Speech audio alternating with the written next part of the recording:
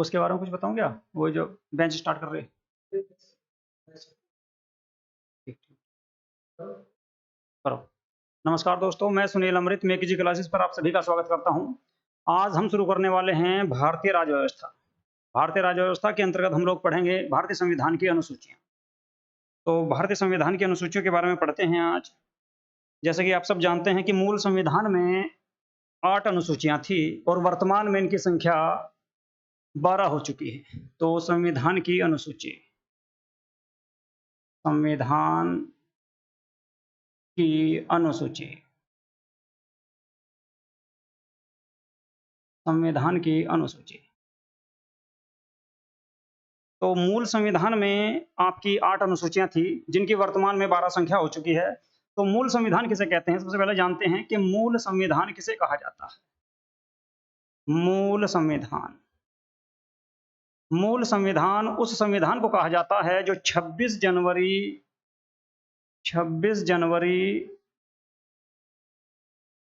1950 को लागू हुआ था। मूल संविधान उस संविधान को कहते हैं जो 26 जनवरी 1950 को लागू हुआ था और उसके बाद अब जो फिलहाल है उसे कहते हैं वर्तमान संविधान। तो मूल संविधान में 8 अनुसूचियां थी। मूल संविधान में आपकी 8 अनुसूची थी। मूल संविधान में 8 अनुसूची थी। तो सबसे पहले मूल संविधान की जो 8 अनुसूचियां हैं उनको पढ़ते हैं। ठीक है, तो सबसे पहले हेडिंग डालिएगा प्रथम अनुसूची या पहली अनुसूची। पहली अनुसूची। पहली अनुसूची में संघ राज्य और उसके केंद्र शासित प्रदेशों का उल्लेख किया गया है। पहली अनुसूची में संघ राज्य और उसके केंद्र शासित प्रदेशों का प्रावधान किया गया है। तो इसमें लिखिएगा संघ,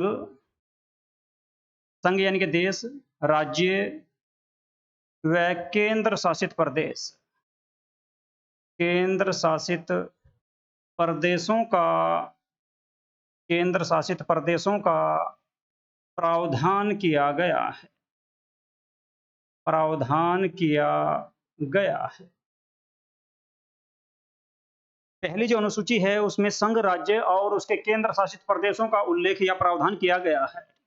संघ का मतलब देश यानी कि भारत का प्रावधान किया गया है। राज्य जिनकी वर्तमान में संख्या 28 है, 28 राज्यों का प्रावधान किया गया है और 8 केंद्र शासित प्रदेश जो वर्तमान में हैं उन सभी का प्रावधान इसमें किया गया है। ठीक है, उन सब का क्षेत्रफल कितना होगा, सीमा कहां तक होगी, उसमें कौन कौन से जिले शामिल होंगे, ठीक है, उन सब का प्रावधान आपका पहली अनुसूची में ही उसका प्रावधान किया गया है। ठीक है, तो इसके बाद दूसरी अनुसूची।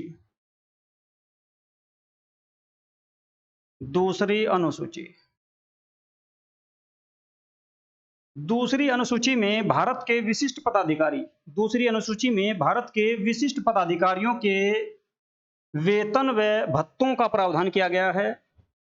भारत के विशिष्ट पदाधिकारी, विशिष्ट यानी कि जो बड़े पद हैं, भारत के विशिष्ट पदाधिकारी, पदाधिकारियों, विशिष्ट पदाधिकारियों के वेतन व भत्तों का प्रावधान किया गया। भत्तों का प्रावधान किया गया।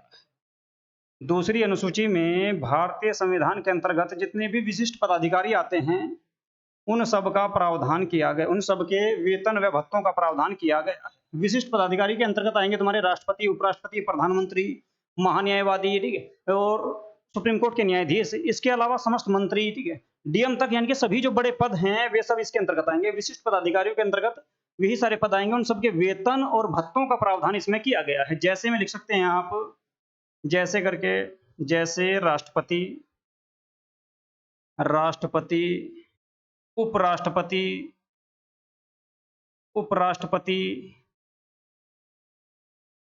प्रधानमंत्री, इसके बाद आदि लिख दो, ठीक है, इसमें मुख्य न्यायाधीश वगैरह, ठीक है, तुम्हारे डीएम तक सारे पद आ जाते हैं इसमें। उन सबके वेतन और भत्तों का प्रावधान किया गया है। इसके बाद दूसरी के बाद तीसरी अनुसूची। तीसरी अनुसूची। तीसरी अनुसूची में भी विशिष्ट पदाधिकारियों के शपथ का उल्लेख, इसमें आपका शपथ का उल्लेख किया गया, शपथ का प्रावधान किया गया है। शपथ का प्रावधान किया गया है, किया गया है कि भारत के राष्ट्रपति क्या शपथ लेंगे, उपराष्ट्रपति क्या लेंगे, प्रधानमंत्री कौन सी शपथ लेंगे, मंत्री कौन सी शपथ लेंगे, ठीक है।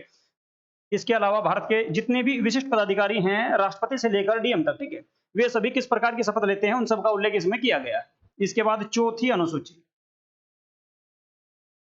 चौथी अनुसूची में राज्यसभा की सीटों का आवंटन किया गया है। चौथी अनुसूची में राज्यसभा की सीटों का प्रावधान किया गया है कि किस राज्य को कितनी राज्यसभा की सीटें दी जाएंगी। इसमें लिखना है राज्यसभा में सीटों का आवंटन। राज्यसभा में सीटों का आवंटन यानी कि बंटवारा, सीटों का आवंटन का प्रावधान किया गया है।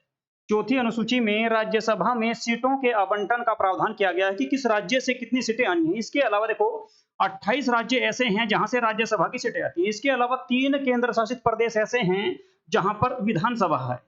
3 केंद्र शासित प्रदेश ऐसे हैं जहां पर विधानसभा है, जहां से आपकी राज्यसभा की सीटें आती हैं। एक दिल्ली है आपका, दिल्ली के अलावा दूसरा आ जाएगा जम्मू एंड कश्मीर, और इसके अलावा तीसरा है पुदुचेरी।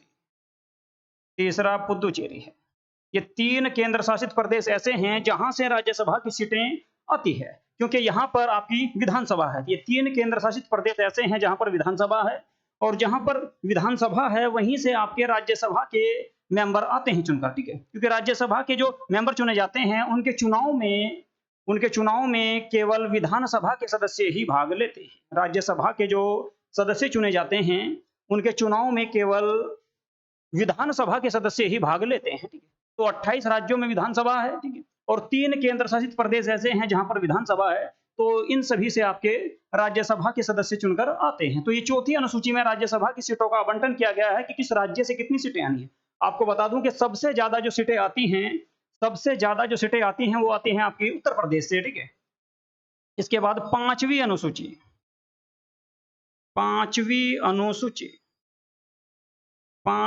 अनुसूची की अगर बात करें, पांचवी अनुसूची में एससी व एसटी के प्रशासन का उल्लेख किया गया है। पांचवी अनुसूची में एससी व एसटी के प्रशासन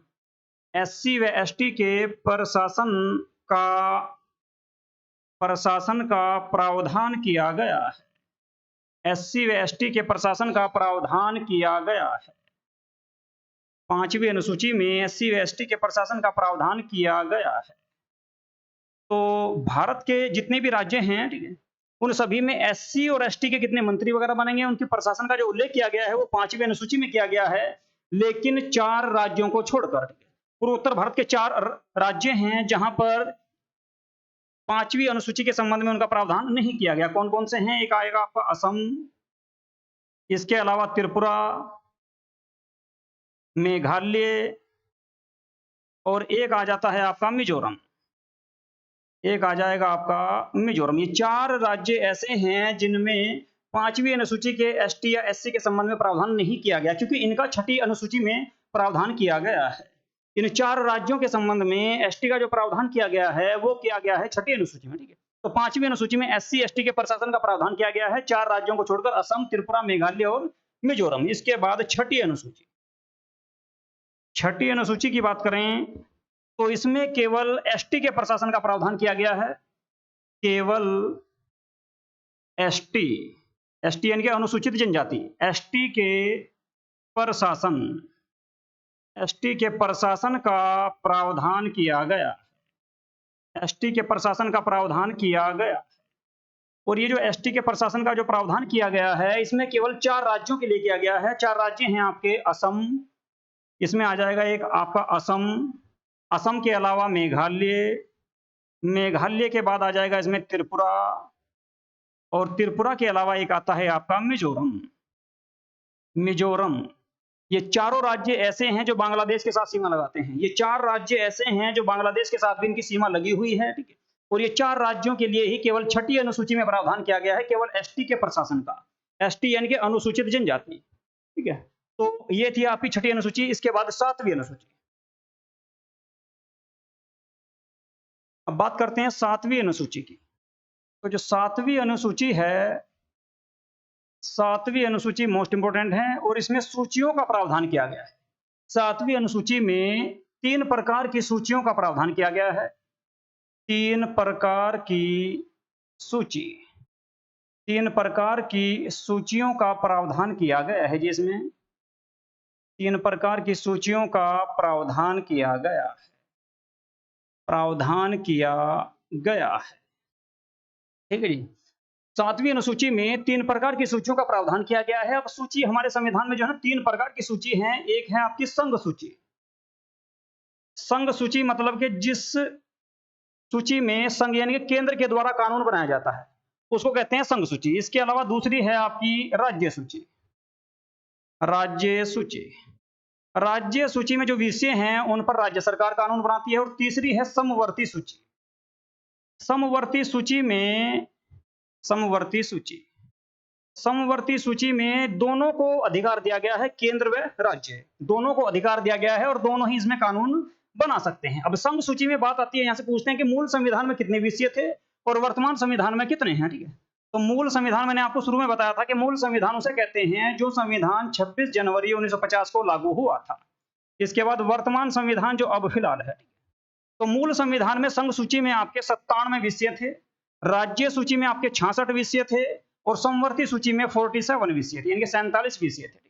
इसके बाद जो बीच में बाद में हो गए, इसमें बाद में इसमें आपका जो मूल संविधान ये आपकी संघ सूची थी, इसमें इसकी संख्या हो गई थी 100।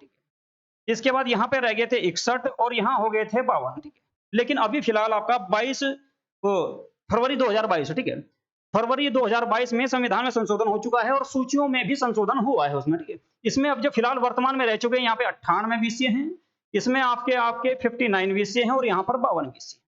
तो अब फिलहाल ये कंडीशन है। ठीक है, समवर्ती सूची में आपके राज्य सरकार और केंद्र सरकार दोनों कानून बनाते हैं। राज्य सूची में केवल राज्य सरकार कानून बनाएगी। संघ सूची में उन विषयों को रखा गया है जिन पे केवल केंद्र सरकार के द्वारा कानून बनाया जाता है। तो 7वीं अनुसूची में 3 प्रकार की सूचियां हैं, संघ सूची, राज्य सूची और समवर्ती सूची। संघ सूची में केवल केंद्र सरकार के द्वारा कानून बनाया जाता है। संघ सूची में उन विषयों को रखा गया है जिनमें केंद्र सरकार कानून बनाती है, जिनकी संख्या मूल संविधान में 97 थी, 2022 से पहले 100 थी और अब फिलहाल वर्तमान में 98 हो चुकी है।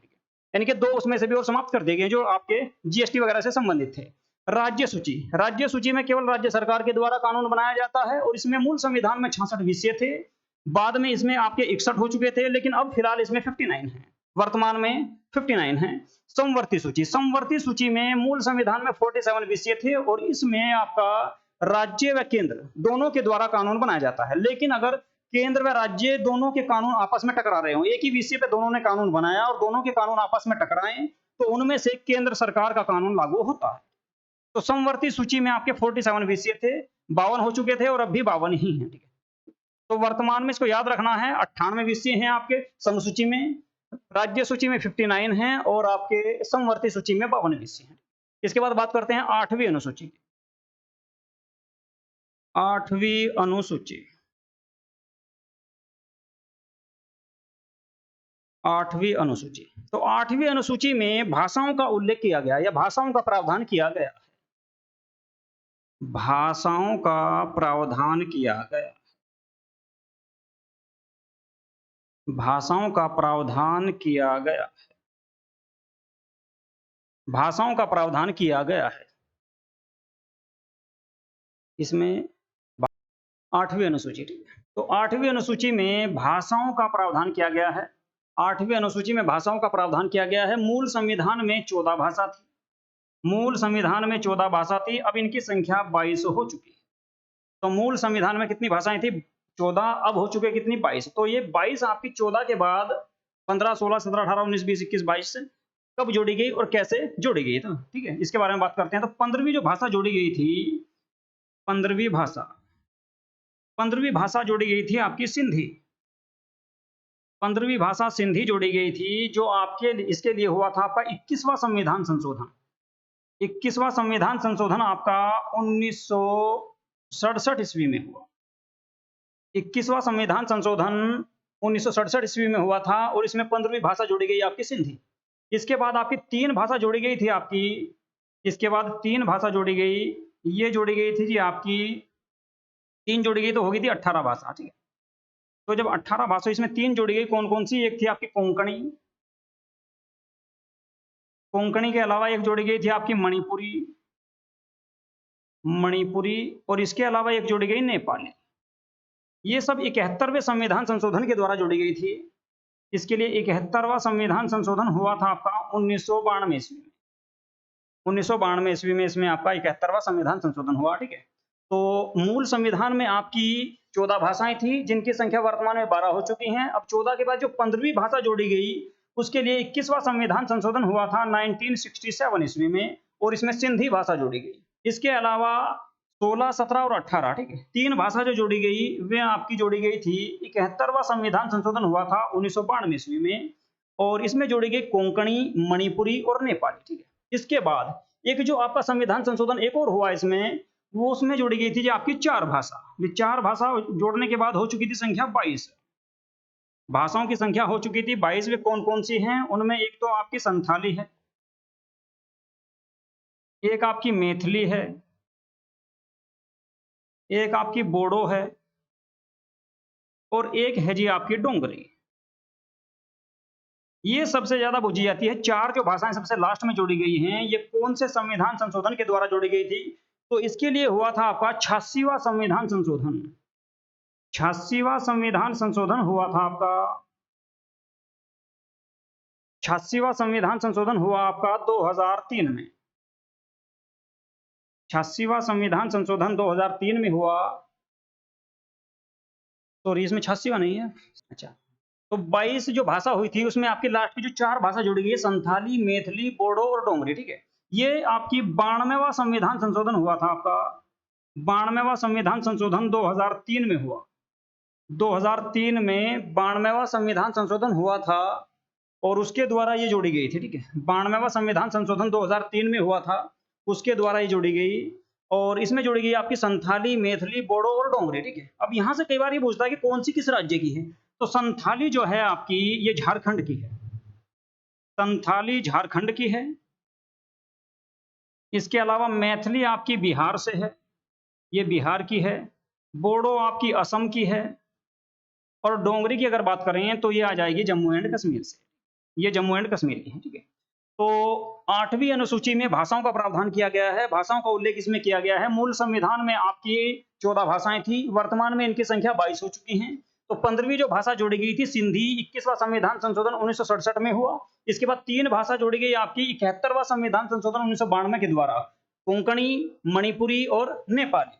इसके अलावा 4 भाषा जोड़ी गई 92वां संविधान संशोधन 2003 में हुआ था आपका। इसके द्वारा 4 भाषा जोड़ी गई, संथाली, मैथिली, बोडो और डोंगरी। डोंगरी जम्मू कश्मीर से है, बोडो आपकी असम से है, मैथिली बिहार से है, और संथाली है आपकी झारखंड से। इस प्रकार ये 22 भाषाएं हो चुकी हैं, ठीक है। तो मूल संविधान में आपकी जो है आपकी 8 अनुसूचियां थी। इसके बाद जो अनुसूचियां जोड़ी गई आपकी 9, 10, 11, 12, ठीक है। ये 4 अनुसूचियां बाद में जोड़ी गई, और वे संविधान संशोधन के द्वारा जोड़ी गई थी, ठीक है।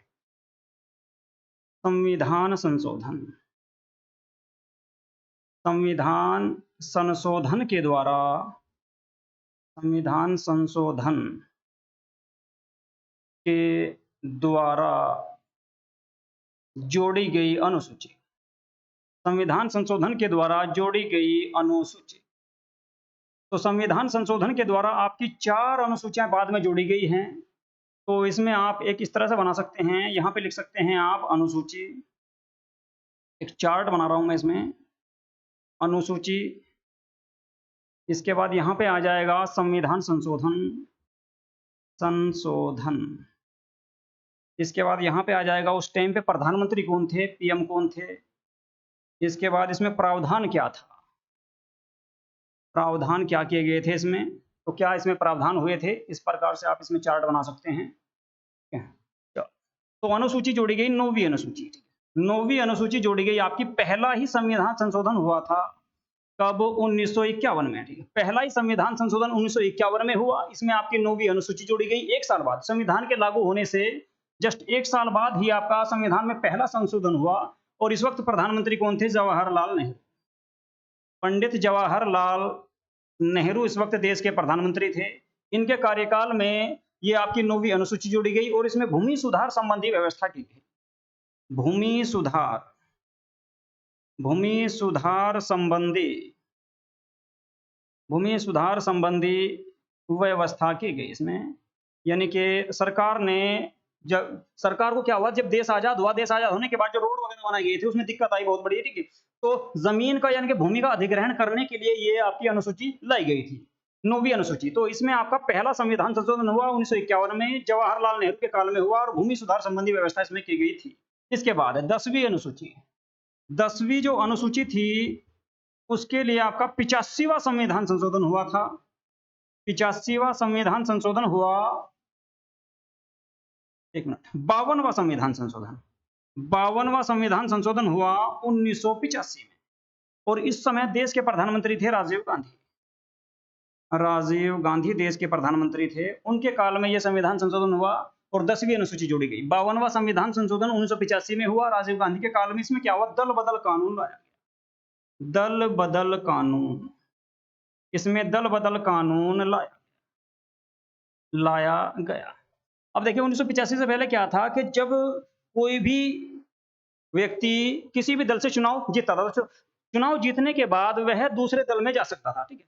तो इसको रोकने के लिए, दल बदल को रोकने के लिए इस कानून को लाया गया और ये कहा गया कि यदि किसी पार्टी के 1/3 या उससे अधिक सदस्य, 1/3 से 1/3 या इससे अधिक सदस्य, 1/3 या उससे अधिक सदस्य अपने दल को छोड़कर किसी दूसरे दल में जाते हैं तो उन पर यह कानून लागू नहीं होगा। और अगर 1/3 से कम जाते हैं, 1, 2, 3, 4, 5 जो भी व्यक्ति जाते हैं, यानी कि कुल सदस्यों का 1/3 से कम जाते हैं, तो उनकी मेंबरशिप रद्द हो जाएगी, यानी कि वो सीट खाली हो जाएगी और दोबारा वहां पे चुनाव होगा।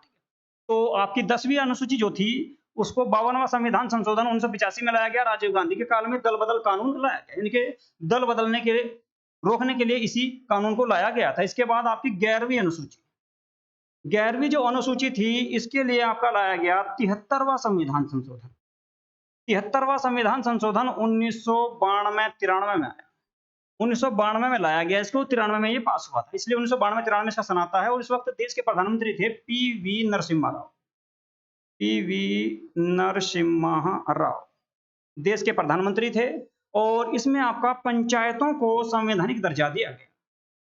पंचायतों को संवैधानिक दर्जा दिया गया, पंचायतों को संवैधानिक दर्जा दिया गया था जिसमें, और पंचायतों के लिए जो विषय रखे गए थे वे 29 विषय रखे गए।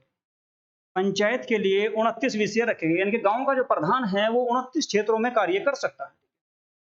इसके बाद 12वीं अनुसूची, 12वीं जो अनुसूची थी उसके लिए आपका 74वां संविधान संशोधन इसी वर्ष आया 1992-93 में ही, और देश के प्रधानमंत्री भी सेम थे पीवी नरसिम्हा राव। इसमें नगर निकाय को संवैधानिक दर्जा दिया गया, नगर निकाय को संवैधानिक दर्जा दिया